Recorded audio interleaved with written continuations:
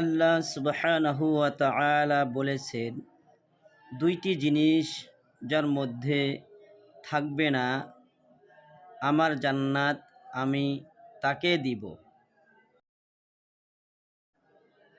এক নাম্বার অহংকার, দুই নাম্বার ফাসাদ। এক নাম্বার, যে জমিনে অহংকার করবে না আমি তাকে আমার জান্নাত দিব। দুই নাম্বার, যে জমিনে ফাসাদ করবে না আমি তাকে আমার জান্নাত দিব। আল্লাহ সুবহানাহু ওয়া তাআলা বলেন, অহংকার করা যাবে না। আল কিবরিয়াউ রিদাই। আল্লাহ বলেন, অহংকার শুধু আমার চাদর। অহংকার শুধু আমি করব,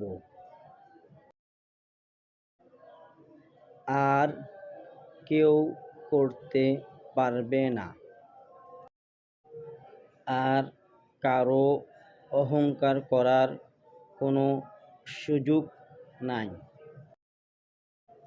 অহংকার কাকে বলে? আল্লাহর নবী বলেছেন, দুই জিনিসকে অহংকার বলে, বাতারুল হক ওয়া তামকিন নাস।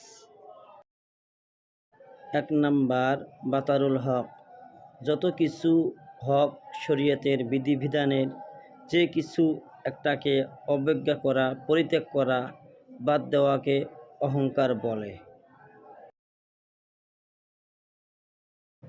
দুই নাম্বার ওয়া তামকিন নাস, মানুষকে তুচ্ছ মনে করা, হেয় মনে করা, মানুষকে দমাইয়া রাখা, নিজেকে বড় মনে করা, মানুষকে ছোট মনে করাকে অহংকার বলে। সেজন্য আমরা প্রত্যেকে অহংকার মুক্ত হব ইনশাআল্লাহ। শরীয়তের বিধিবিধান সব কিছু মেনে চলব এবং মানুষের সাথে নম্র ভদ্র হয়ে চলব ইনশাআল্লাহ।